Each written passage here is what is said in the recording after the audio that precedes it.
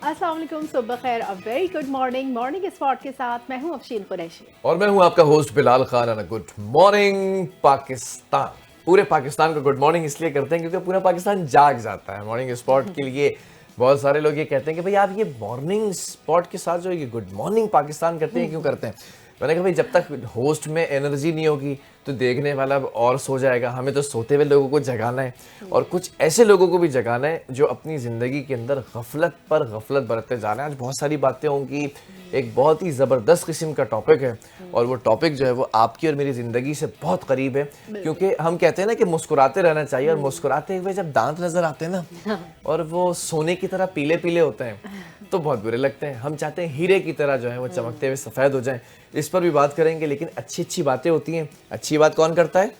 अच्छी बात से आगाज करेंगे और आज की अच्छी बात जो है वो ये है कि ज़िंदगी हर वक्त आसान नहीं होती है। हर इंसान को कभी ना कभी मुश्किलात और रुकावटों का सामना करना पड़ता है, और ये वो लम्हे होते हैं जब उम्मीद और हौसला टूटने लगता है, दिल मायूसी की लपेट में आ जाता है। लेकिन हकीकत यह है कि यही वो आजमाइशें होती हैं जो हमें मजबूत भी बनाती हैं और ज़िंदगी के असल सबक भी सिखाती हैं। तो जो पॉजिटिव थिंकिंग है वो शख्स हर मुश्किल में मौके देखता है, हर नाकामी में सबक को तलाश करता है और हर चैलेंज को अपनी तरक्की का जरिया बनाता है। ऐसा लगता है कि मुसन्निफ आज बहुत अफसरदा है, बहुत दिल टूटा हुआ है, दिल की गहराइयों से बातें निकल कर आ रही हैं, लेकिन सच्चाई निकल कर आ रही है। वो कहते हैं ना कि दिल से जो बात निकलती है असर रखती है, पर नहीं ताकत परवाज मगर रखती है। अच्छा, वो जानता है शख्स के मुश्किलात वक्ती हैं, सब्र हौसला लगन के साथ उन पर काबू पाया जा सकता है, ये पता होता है आपको। जिंदगी के अंदर अफशीम छोटे छोटे मोमेंट्स होते हैं, छोटी छोटी कामयाबियां होती हैं, कुछ पॉजिटिव आपका एटीट्यूड होता है, वो बुनियाद होती है जो बड़ी कामयाबियों और सुकून की तरफ जो है ना आपको ले जा सकती हैं। मतलब छोटे छोटे स्मॉल लिटिल स्टेप्स। आपको पता है कि अभी बहुत सारी चीज़ें ऐसी हैपनिंग हो रही है कि रोज़गार अच्छा नहीं होगा, किसी का रोज़गार स्टेबल नहीं होगा, लेकिन फिर भी आप ये देखें, मैं सल्यूट पेश करता हूँ उन लोगों को जो हर वक्त, आपको कभी कभी चिढ़ हो जाती है यार, हर वक्त ये किस तरह की बातें करते रहते हैं। वो बातें क्या करते हैं यार, अगर हम ये करके देख लें, अगर हम ये करके देख लें, अगर हम ये ट्राई कर लें। मैं उन लोगों को तहे दिल से जो है ना वो आई लव यू भी कहता हूँ और सल्यूट करता हूँ कि उनमें अभी भी जीने की तमन्ना होती है, वो हिम्मत नहीं हार रहे होते हैं, वो they are trying their best और दे आर हिटिंग हार्ड, इधर उधर करते रहते हैं। कोई ना कोई एक दरवाज़ा जब खुलेगा ना तो वो कहते हैं ना कि आपके सारे मुश्किलात और सारे मसले हल हो जाएंगे। ज़बरदस्त। और यही वो लोग होते हैं जो हर दिन को उम्मीद, शुक्र और लगन के साथ जीते हैं, और वो ना सिर्फ अपने मकसद के करीब पहुंचते हैं बल्कि अपनी रूह को भी सुकून और तस्कीन देते हैं। और याद रखें कि जो पॉजिटिव थिंकिंग है सिर्फ खुश रहने का तरीका नहीं है, बल्कि एक लाइफस्टाइल है, ये एक ताकत है जो इंसान को हर इम्तिहान में कामयाबी दिलाती है और ज़िंदगी के उतार चढ़ाव में उसका साथ देती है। तो अपनी सोच को हमेशा مثبت रखें और मुश्किलात के मौके भी तलाश कीजिए, यही कामयाबी की सीढ़ी है। Very good. और आज की जो अच्छी बात नहीं, ये बड़ी बहुत आप कनेक्ट कर सकते हैं अपने आप से, क्योंकि पाकिस्तान के अंदर ख़ास तौर पर बहुत सारे ऐसे तबक़ात हैं जो रोज़गार के लिए, जो हुसूल रोज़गार के लिए और जो स्टेबिलिटी के लिए बहुत ज़्यादा मेहनत कर रहे हैं। They are working really hard, लेकिन वो उनको वो अचीवमेंट नहीं मिल पा रही है। लेकिन फिर भी अगर आप टिके हुए हैं तो आप मॉर्निंग स्पॉट के अंदर जो है ना वो आप एक 4 चांद लगा देते हैं, हमें मोटिवेशन मिल जाती है आपकी वजह से ना। तो आपके लिए अच्छी अच्छी बातें होती हैं। बहरहाल आगे बढ़ेंगे और कुछ अच्छी अच्छी खबरों से आगाज़ कर लेते हैं, और खबरों का खुलासा जो अफशीन आप स्टार्ट करें। बिल्कुल, जो हमारे पास आज की सबसे अहम टॉप स्टोरी है और सबसे अच्छी खबर है वो ये है कि 14 साल बाद पाकिस्तान और बांग्लादेश के दरमियान बराह रास्त फ़िज़ाई राब्ता बहाल हो चुका है। बांग्लादेश की कौमी एयरलाइन की परवाज़ कराची एयरपोर्ट पर लैंड कर गई और बांग्लादेश की कौमी एयरलाइन विमान की पहली परवाज़ ढाका से कराची एयरपोर्ट पर पहुंची। तो ढाका से कराची की इफ्तिताही परवाज़ में 150 मुसाफिर सवार थे और परवाज़ के आमद पर खुसूसी इंतज़ामात भी किए गए और परवाज़ को वाटर सैल्यूट पेश किया गया। क्या बात है भाई। देखे ना कि वो कहते हैं ना कि कुछ लोगों ने मिल के 2 भाइयों को अलग कर दिया, और वो भाई खून का रिश्ता था तो वो भाई दोबारा से एक हो गए। और आज ये जो कराची की सरजमीन है, if I am not, Karachi में लैंड हुआ है, कराची की सरजमीन है, देखें वाटर शावर ये दिया जा रहा है, और ये उन मामलात को, उन हालात में दिया जाता है जब बहुत कोई खुसूसी और कोई ख़ास जो है वो मेहमान आता है। तो ये सारे वो ख़ास मेहमान तो बांग्लादेश से विमान फ़्लाइट के थ्रू आए थे, اور ایئرپورٹ پر خصوصی تقریب کا بھی اہتمام کیا گیا. بھائی گورنر سندھ آپ کو نظر آ رہے ہیں, دیکھ رہے ہیں گورنر صاحب ہیں, یہ سب کو جو ہے وہ ہار پہنا رہے ہیں. گورنر سندھ بنگلہ دیشی ہائی کمشنر اور ایئرپورٹ حکام نے شرکت کی اس تقریب کے اندر. اس موقع پر جذباتی مناظر بھی دیکھنے میں آئے. اوبویسلی کیسے جذباتی نہ ہوں گے, ہم نے وہ بھی سنا تھا نا کہ وہ ہم سفر تھا مگر اس سے ہم نوائی نہ تھی, دھوپ چھاؤں کا عالم تھا مگر جدائی نہ تھی. یہ گانا بھی میڈم نور جہاں نے اس وقت بنایا تھا, یہ گانا بھی ختم ہو گیا نا, یہ سوچ ہی ختم ہو گئی, کیونکہ وہ ہم سفر ہے, اس میں ہم نوائی ہے, دھوپ چھاؤں کا عالم ہے, لیکن کوئی جدائی نہیں ہے. تو یہ ہو چکا. پاکستان کے اندر موجود بنگالی کمیونٹی نے بھی خوشی کا اظہار کیا, وہ کم خرچ میں اپنے پیاروں سے ملنے بنگلہ دیش جا سکیں گے. مجھے تو اس چیز کی بہت خوشی ہو رہی ہے کہ اب بنگلہ دیش کے لوگ ایزلی کراچی پاکستان ٹریول کر سکیں گے اور پاکستان کے لوگ بنگلہ دیش ٹریول کر سکیں گے. یعنی کہ ہم نے جو ہے نا یہ دوستی کا ہاتھ بڑھایا ہے بنگلہ دیش کی طرف, اور بنگلہ دیش نے بھی ویلکم کیا ہے, اور جو ہمارے درمیان ایک وہ رنجش پیدا کرنے کی کوشش کی گئی بھارت کی جانب سے, تو وہ کارگر ثابت نہیں ہوئی, اور بالآخر بنگلہ دیش جو پاکستان کا ہی حصہ تھا وہ واپس پاکستان سے کسی نہ کسی طرح جڑ گیا, چاہے اب وہ ٹریڈ ہو, چاہے دوستی ہو, چاہے ابھی آپ نے کرکٹ میں بھی دیکھا کہ پاکستان کھڑا ہو گیا, بہت مزہ آ رہا ہے, بہت مزہ آ رہا ہے, کبھی بنگلہ دیش آؤ تو پوتا سلے, کبھی موسی ساول کا سواگت تم کو پوتا سلے. وہ خیر بنگالی جتنے بھی بھائی ہیں ہمارے ان کو خیر کانگریچولیشنز, اور بنگلہ دیش کی عوام کو جو ہے وہ مبارکباد یہ دی ہے کہ بھارت کا چہرہ ان کو دکھایا. بھارت نے پاکستان بنگلہ دیش میں دہشت گردی جاری رکھی ہوئی ہے. بنگلہ دیش کے عوام کے سامنے بھارت کا چہرہ بے نقاب ہو چکا ہے. گورنر سندھ کامران ٹیسوری جو ہیں وہ بڑے ہاٹ چل رہے ہیں, ہاٹ فیوریٹ چل رہے ہیں. پہلے انہوں نے تالیاں نہیں گالیوں والا جو سٹیٹمنٹ دیا ہے, which I really appreciate. اب یہ جو انہوں نے جا کر وہاں پر پورا خیر مقدم کیا ہے, I love to میں چاہتا ہوں کہ ایک انٹرویو کیا جائے. ہاں میرے خیال میں یہ سارے مین ایونٹس جو کور کرتے جا رہے ہیں تو اب ان کو بھی کور کرنے کا موقع ہے کہ اتنی ساری جو کامیابیاں انہوں نے سمیٹی ہیں, ہر جگہ فور فرنٹ پر رہے اور پاکستان کی نمائندگی کی. کبھی کوئی حادثہ ہوا تو اس کے لیے کھڑے ہوئے ساتھ میں, اور ہمیشہ ایک ایسی مثبت بات کی ہے جس سے ان آ گئے ہیں. دیکھیں میں ذرا یہ جو کلپ ہے نا یہ گورنر صاحب تک بھی پہنچے نہ پہنچے, لیکن میں آپ سب کو ایک بات بتا دیتا ہوں جو ویورز دیکھیں. کچھ لوگ کہتے ہیں کہ وہ ٹک ٹاک پر بہت چھائے ہوئے ہیں, کچھ لوگ کہتے ہیں کہ وہ بہت ساری چیزیں اس لیے کرتے ہیں کہ وہ فوٹیج اور کیمرہ اور وہ ویوز کا چکر ہے. لیکن let me tell you truth, یہ وہ شخصیت ہے, گورنر کا جو عہدہ ہے نا اتنا امپورٹنٹ ہوتا ہے کہ آپ مجھے یہ بتا دیں کہ آپ کو پنجاب کے گورنر کا نام یاد ہے, جو ویورز ان سے سوال ہے, کے پی کے گورنر کا نام بتا دیں, بلوچستان کے گورنر کا نام بتا دیں, لیکن آپ کو سندھ کے جیسے پورے پاکستان کو میئر جو کراچی ہے نا اس کا نام ہمیشہ یاد ہوتا ہے, اسی طرح پورے پاکستان کو گورنر سندھ کا بھی نام یاد ہوگا. میرے خیال میں ان کو اب میئر بھی بن جانا چاہیے. نہیں یہ میئر سے اوپر والے عہدے پر ہیں, لیکن ہاں اگر ہٹتے ہیں تو کوئی آگے کچھ ہو سکتا ہے, کوئی ایسا جو کام. لیکن میں یہ بتا رہا ہوں آپ کو کہ گورنر سندھ جو اس وقت کامران ٹیسوری ہے نا, انہوں نے اتنا زیادہ عوامی جو رد عمل تھا نا وہ کس طرح سے حاصل کیا عوامی فیڈ بیک کہ یہ عوامی گورنر بن گئے. جب آپ عوام کے درمیان دکھنے لگیں گے تو آپ خود بخود بکنے لگیں گے, یہ آپ ہمیشہ یاد رکھیے گا. چاہے رمضان ہو تو اس میں یہ دسترخوان لگا دیتے ہیں, چاہے نیو ایئر نائٹ آئے تو یہ کانسرٹس کر دیتے ہیں.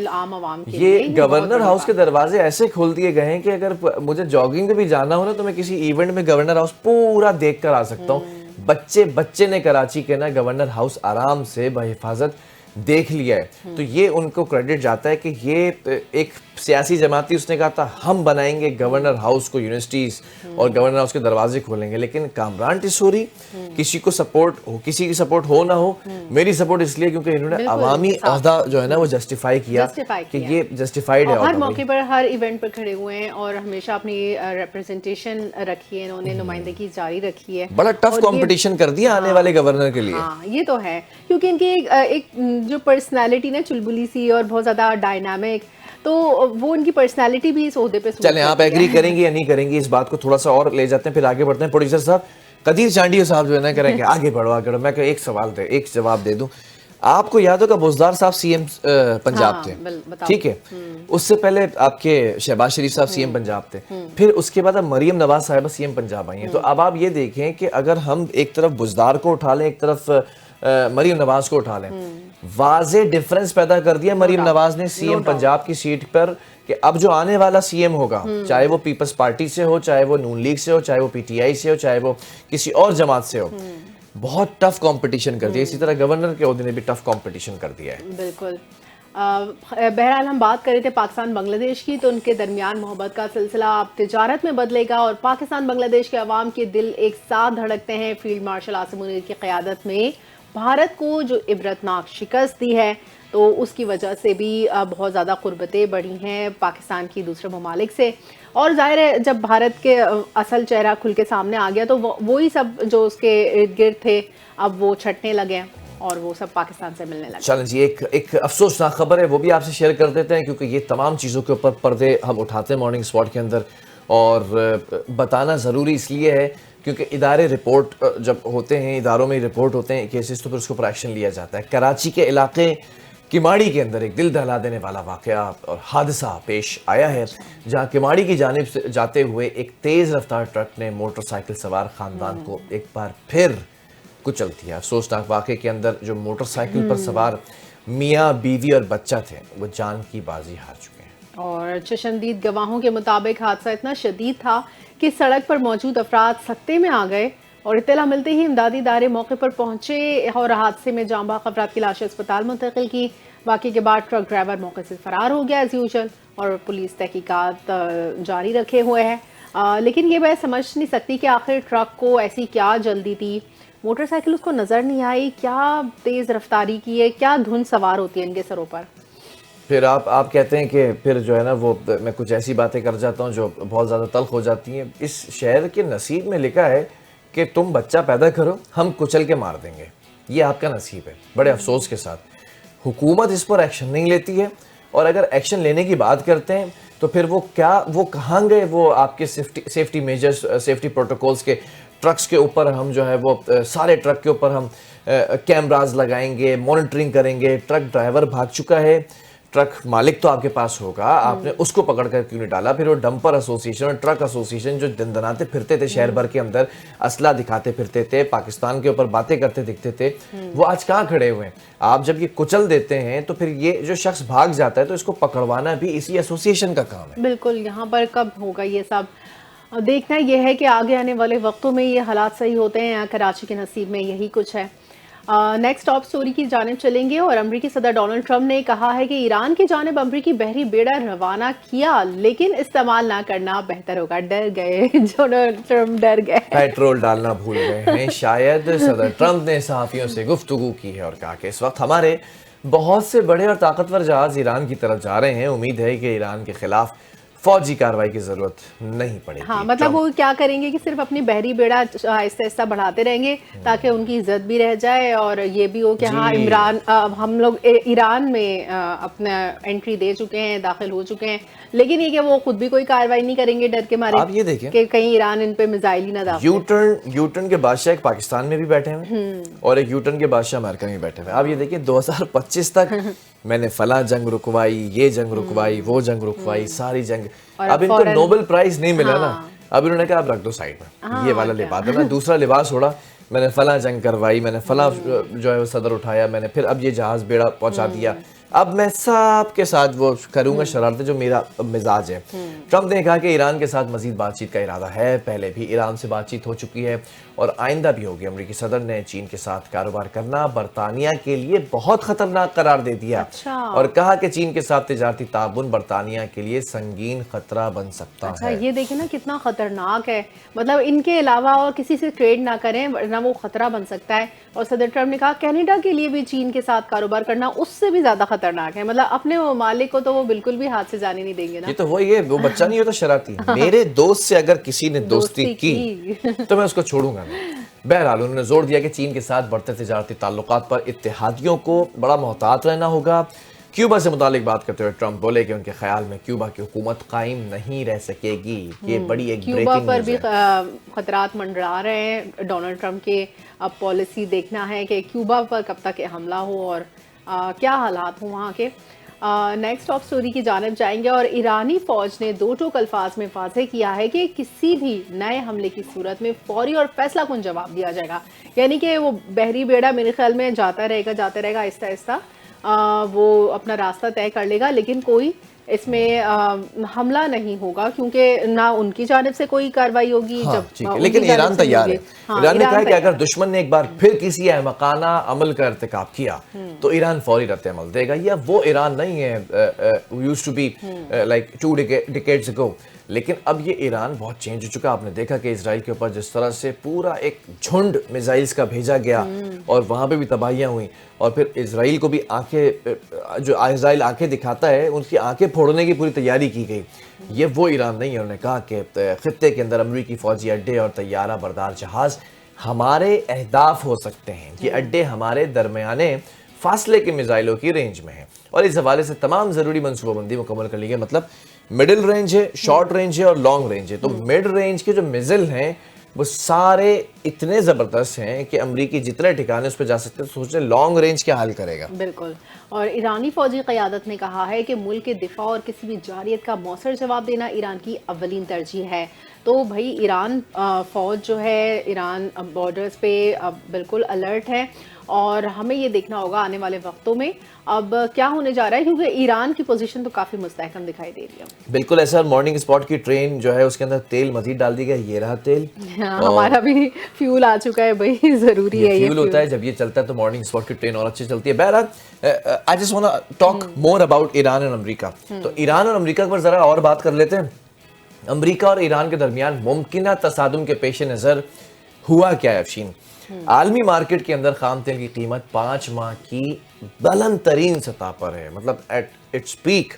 اور ایران پر امریکی حملے کے جو خدشات کے باعث سے جو خام تیل ہے نا, قیمتوں میں 4% اضافہ ریکارڈ کیا گیا ہے. اچھا, اس میں جو برطانوی برنٹ ہے وہ $2.50 کے اضافے سے $70.90 فی بیرل پر پہنچ گیا ہے. اور عالمی مارکیٹ میں خام تیل کی قیمت میں اضافے کا اثر پاکستان پر بھی پڑنے کا امکان ہے, جبکہ ملک میں پیٹرولیم مصنوعات کی قیمتوں میں 1 فروری سے بڑے اضافے کی توقع ہے. اور ہائی سپیڈ ڈیزل کی قیمت $9.47 فی لیٹر, لائٹ ڈیزل کی قیمت $6.95 فی لیٹر کا امکان ہے, اور مٹی کے تیل کی قیمت میں $3.69 فی لیٹر اضافہ متوقع ہے, اور پیٹرول کی قیمت میں 36 پیسے فی لیٹر کمی کا امکان ہے. تو یہ سب تو ظاہر ہے اس کے ریپرکشنز ہوتے ہیں, جو اثرات ہوتے ہیں عالمی منڈی پر جو تیل کی قیمتوں میں اضافہ ہوتا ہے, وہ سب بھی دیکھنے میں آئے گا. بالکل ایسا ہی ہے. اور ذرا کرکٹ کی طرف چلے جاتے ہیں. کرکٹ کی بھی ایک اچھی خبر ہے. پاکستان نے آسٹریلیا کو پہلے T20 کے اندر 22 رن سے شکست دے دی ہے. پاکستان کو 3 میچز کی سیریز میں صرف 1-0 کی برتری حاصل ہو چکی ہے, اور لاہور کے اندر کھیلے گئے پہلے T20 کے اندر پاکستان نے 20 اوورز میں 8 وکٹس کے نقصان پر 168 یعنی کہ 168 رن بنائے. اور 169 رنز کے ہدف کے تعاقب میں آسٹریلیا 146 رنز بنا سکی. کپتان Travis Head 3, Cameron Green 27 runs بنا کر آؤٹ ہوئے, جبکہ پاکستان کی جانب سے سائم ایوب, ابرار احمد 2 وکٹیں حاصل کی. محمد نواز, شاداب خان نے 1 وکٹ لی, اور پاکستان کی جانب سے اوپنر سائم ایوب 40, کپتان سلمان علی آغا 39 رنز بنا کر نمایاں رہے, جبکہ بابر اعظم 20 گیندوں پر 24 رنز بنا کر آؤٹ ہوئے. اور آسٹریلیا کی جانب سے ایڈم سمپا نے 24 رنز کے عوض 4 کھلاڑیوں کو آؤٹ کیا, اور زیویئر بارٹلیٹ اور بیئرڈ مین نے 2 وکٹیں حاصل کی. زبردست بھائی. اب ہو گیا ہے, وقت ہو چکا ہے, تو وقت سے ذرا سا آگے بڑھتے ہیں. اچھا افشین, میں آپ کو ایک بات بتاؤں. کل مجھے ہمارا مارننگ شو دیکھنے والا ایک چھوٹا بچہ ملا, تو اس نے مجھے پتہ ہے کیا کہا. I am so surprise, I am so happy کہ اس نے یہ کہا. پہلے تو اس نے کہا کہ آپ جو ہے نا مارننگ اسپاٹ کرتے ہیں نا افشین باجی کے ساتھ. میں نے کہا ہاں بھائی کہاں دیکھتے ہو؟ اس نے کہا میں یوٹیوب پہ جو اپلوڈ ہوتا ہے نا وہ دیکھتا ہوں. تو میں نے کہا تمہیں کیا چیز اچھی لگتی ہے اس مارننگ اسپاٹ کے اندر؟ کہہ رہے جو افشین باجی ہے نا ان کا خبریں پڑھنے کا اسٹائل بہت اچھا لگتا ہے, ایسا لگتا ہے ایک پراپر نیوز کاسٹر جو ہے نا خبریں پڑھ رہا ہے. تو میں نے کہا میرا اسٹائل اچھا ہے. تب نہیں, آپ کا وہ فلو نہیں ہوتا جس کے اندر جو نیوز کاسٹر کا فلو ہوتا ہے نا. تو یہ آپ کے لیے بھائی اس کو تھینک یو کہہ دیں آپ. اس نے بڑے پیار سے آپ کو میسج بھجوایا ہے. بہرحال جس طرح سے ان کا موسم موڈ کا جو ہے چینج ہو چکا ہے, اب ہم موسم کی بات کر لیتے ہیں, وہ بھی چینج ہو چکا ہے. اب ذرا جو موسم کی صورتحال ہے نا, ملک میں شدید سردی آ چکی ہے. بلوچستان, خیبر پختونخوا, سندھ, پنجاب کے مختلف علاقوں کے اندر سردی کی جو شدت ہے نا وہ ابھی اسٹل برقرار ہے. اور لہا میں جو درجہ حرارت ہے -11, استور زیارت میں -9 ریکارڈ, جبکہ Kalam -8, Kalat Skardu -7 degree centigrade رہا. اس طرح پارا چنار اور گوپس میں درجہ حرارت -6 تک گر گیا. تو آپ یہ دیکھ رہے ہیں منفی میں سارے ٹیمپریچر جا رہے ہیں, تو وہاں پر رخ کرنے کی ضرورت نہیں ہے. ہماری اتنی موٹی چمڑی نہیں ہے کہ ہم لوگ وہ برداشت کر سکیں سردی، جبکہ محکمہ موسمیات کے مطابق آج بھی ملک کے بیشتر علاقوں میں موسم سرد اور خشک رہے گا، تاہم گلگت بلتستان سمیت بالائی علاقوں میں چند مقامات پر ہلکی بارش اور برف باری کا بھی اچھا امکان۔ اس کا کیا ہوا؟ کراچی میں بارش ہو رہی تھی، کچھ ہو رہا تھا، برف باری تو نہیں، تیز ہوائیں تو چل رہی ہیں اسٹل، بہت تیز کراچی میں اتنی سردی ہے کہ آپ یو کین فیل اٹ کہ اب کراچی میں سردی ہے، آپ نے جیکٹ شیکٹ نکال لی ہیں، کمبل نکل گئی ہیں، رضائیاں ڈبل ہو چکی ہیں، بلینکٹ ہو گئے ہیں، لحاف ہو گئے ہیں، یہ سب نکل چکے ہیں، اور کہیں نہ کہیں گھروں کے اندر ہیٹر یا پھر انگیٹیاں بھی جلتی ہیں۔ ہاں ہم سمجھ رہے تھے یہ اتنی شدید سردی صرف لاہور اسلام آباد کے نصیب میں ہی ہے، کراچی والوں پر تو کوئی اتنا خاص نہیں ہے، لیکن اب یہ کہ بہتری ہو گئی ہے، موسم بہت بہرحال ہو گیا محکمہ ہے موسمیات کراچی نے میں۔ بھی جو یہ کہا ہے کہ 31 جنوری تک ملک کے اندر بہت زیادہ جو ہے وہ بارش اور برف باری رہ سکتی ہے۔ بہرحال افشین، اب سردی تو اتنی زیادہ ہے، اس سردی سے بچنے کے بھی طریقے جو ہے وہ آپ کو بتاتے رہتے ہیں، کچھ لائف اسٹائل اپڈیٹس بھی آپ کے سامنے رکھتے ہیں۔ آج کی لائف اسٹائل اپڈیٹ آپ ریلیٹ کر لیں گے، اور میرے ساتھ تو یہ بہت ہوتا ہے، اچھا، آپ کے ساتھ ہوتا نہیں، تو آپ بتائیے گا۔ پھٹی ہوئی ایڑیاں ایک عام مگر تکلیف دہ مسئلہ ہے، واقعی، اور پروڈیوسر صاحب کی ایڑیاں بہت پھٹی رہتی ہیں، وہ مجھے آج کہتے ہیں کہ آج اس پہ بات ضرور کرنا، تو میں نے کہا ٹھیک ہے بھائی، ہر عمر کے افراد کو متاثر کر سکتی ہیں یہ پھٹی ہوئی ایڑیاں۔ یہ مسئلہ بظاہر معمولی لگتا ہے، لیکن وقت کے ساتھ ساتھ شدید درد اور چلنے پھرنے میں دشواری کا سبب بھی بنتا ہے۔ جلد کی خشکی، مناسب دیکھ بھال کی کمی اور روزمرہ کی لاپرواہی اس کی بنیادی وجوہات ہوتی ہیں۔ ہاں اچھا، میں نے دیکھا ہے کہ زیادہ تر سردیوں کے موسم میں یہ پھٹی ایڑیوں کے مسائل جنم لیتے ہیں، اور کچھ ایون آپ کارپٹ پہ بھی چڑھ لے ہوں گے نا، تو وہ جو پھٹی ایڑیاں ہیں وہ اپنے کریکس میں وہ میل جمع کر لیتی ہیں، تو وہ صاف کالے ہو جاتے طرح پھر پیر۔ اس کا سب سے اچھا علاج یہ ہے کہ سب سے پہلے تو آپ جھاوے سے بہت اچھی طرح رگڑیں اپنے پیروں کو، ٹھیک ہے، اور اس کے بعد مٹی کا جھاوا ہوتا ہے، ہاں اس کے بعد نا ویسلین لگائیے، اور ویسلین میں چاہے تھوڑا سا تیل بھی شامل کر لیجئے، اور پھر ساکس پہن لیں، پھر ساکس پہن لیجئے، وہ اتنی نرم نرم آپ کے پاؤں رہیں گے، اور وہ ایڑیاں پھٹنے کا بھی مسئلہ نہیں ہوگا۔ تو جب پاؤں کی جلد میں نمی کم ہو مجھے آپ کی جاتی اس ہے، بات سے نا مرحومہ زبیدہ آپا یاد آ گئی، اللہ انہیں جنت نصیب کرے۔ اور افشین آپا، آپ نے بہت اچھی آج ٹپ دی، آئی لو ٹو اپریشیٹ یو۔ اچھا، ابتدا میں یہ جو دراڑیں ہوتی ہیں نا وہ معمولی ہوتی ہیں، لیکن آہستہ آہستہ گہری ہوتی چلی جاتی ہیں، درد ہوتا ہے، جلن ہوتی ہے، اور بعض اوقات خون کے بھی آنے کا سبب بن سکتی ہیں۔ ننگے پاؤں چلنا، سخت یا کھلے جوتے پہننا، بہت زیادہ گرم پانی سے پاؤں دھونا، صابن یا کیمیکل والے ڈٹرجنٹس کا استعمال کرنا اس کو مزید بڑھا سکتا ہے۔ ذیابطیس اور جو جلدی بیماریاں والے لوگ ہوتے ہیں نا، ان کی ایڑیاں پھٹنے کے باعث یہ بہت زیادہ چیزیں بڑھ سکتی ہیں۔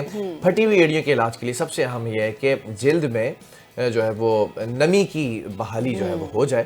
روزانہ نیم گرم پانی میں کچھ دیر پاؤں بھگونے سے جلد جو ہے وہ جلد نرم ہو جاتی ہے، اور اس کے بعد پاؤں اچھی طرح خشک کر کے وہی جو آپ نے بتایا کہ کریم لگائیں، ویزلین لگائیں، قدرتی تیل بھی لگا سکتے ہیں، اور اس کے بعد جو افشین نے بتایا کہ ساکس پہن لے یا کوئی پٹی باندھ کے آپ سو سکتے ہیں، تو اس سے بھی آرام آ سکتا ہے۔ ہاں بالکل، یہی ایک مناسب وجہ ہے کہ آپ جو ہے نا احتیاط رکھیں۔ اچھا، کچھ لوگ پیڈی کیور بھی کرواتے ہیں، پیڈی کیور کروا کر بھی اگر آپ اس کو نہیں کیونکہ پیڈی کیور ایک دن آپ کرواتے ہیں، اس کے پورے سال آپ کو جو حفاظت کرنی ہوتی ہے وہ آپ نے خود ہی کرنی ہوتی ہے۔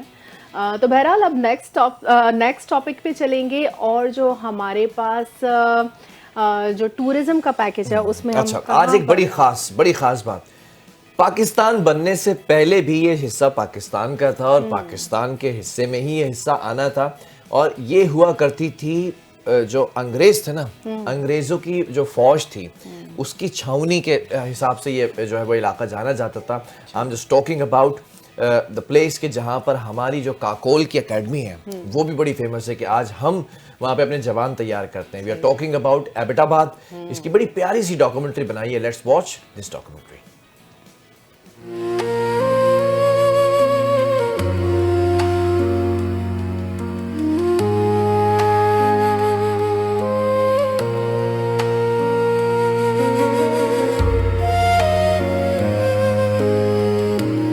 ایبٹ آباد پاکستان کے صوبے خیبر پختونخوا کا ایک اہم اور تاریخی شہر ہے جو سطح سمندر سے تقریباً 4120 فٹ بلند ہے۔ یہ شہر برٹش راج کے دوران ایک چھاؤنی کے طور پر قائم کیا گیا تھا اور اسے میجر جیمز ایبٹ کے نام سے موسوم کیا گیا۔ 1853 میں میجر ایبٹ نے اسے ضلع ہزارہ کا صدر مقام بنایا اور اس وقت سے یہ شہر تعلیمی، فوجی اور تجارتی لحاظ سے اہمیت کا حامل رہا۔ 1998 کی مردم شماری کے مطابق ایبٹ آباد کی آبادی تقریباً 8,81,000 افراد پر مشتمل تھی، جن میں 94% کی مادری زبان ہند کو ہے، جبکہ کچھ لوگ گوجری اور پشتو بھی بولتے ہیں۔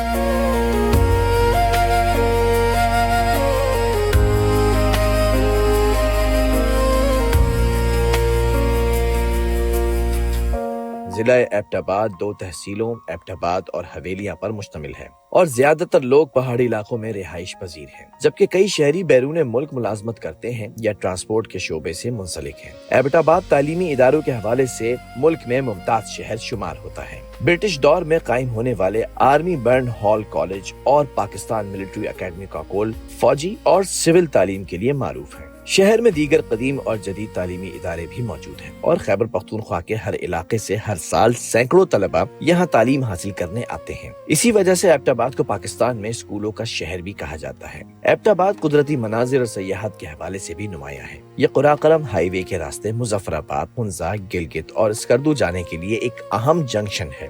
شہر اور اس کے گرد و نواح میں ایوبیہ، رنو، عزیز آباد، باغ بانڈی، بکنتور، نتھیا گلی، مانسیرا، آبشار مسلم آباد، تھیم پارک ناران، کاغان اور کالا باغ جیسے پرفضا مقامات موجود ہیں۔ ایبٹ آباد 4 چھوٹی پہاڑیوں پر واقع ہے اور یہاں کے گاؤں بھی خوبصورت وادی نما ہیں، جن میں مالسا وادی، ستوڑا گاؤں قابل ذکر ہے۔ ستوڑا ایک پیالہ نما وادی ہے اور اس میں قوم کڑال کے لوگ آباد ہیں۔ شہر کی بلندی، سرسب پہاڑیاں، ٹھنڈی ہوا اور تفریحی مقامات ایبٹ آباد کو نہ صرف مقامی بلکہ بین الاقوامی سیاحوں کے لیے بھی دلکش بناتے ہیں۔ ایبٹ آباد کا تاریخی اور ثقافتی ورثہ بھی قابل ذکر ہے۔ شہر میں برٹش دور کے دوران قائم شدہ عمارات، میونسپل دفاتر، اسپتال اور اسکول اب بھی موجود ہیں، جنہیں جدید دور میں محفوظ اور فعال بنایا گیا ہے۔ 2005 کے زلزلے میں شہر کے بعض حصے شدید متاثر ہوئے، لیکن زیادہ تر علاقے محفوظ رہے اور آج بھی ایبٹ آباد اپنی قدرتی خوبصورتی اور تعلیمی اہمیت اور تاریخی حیثیت کے باعث خیبر پختونخوا کے نمایاں شہر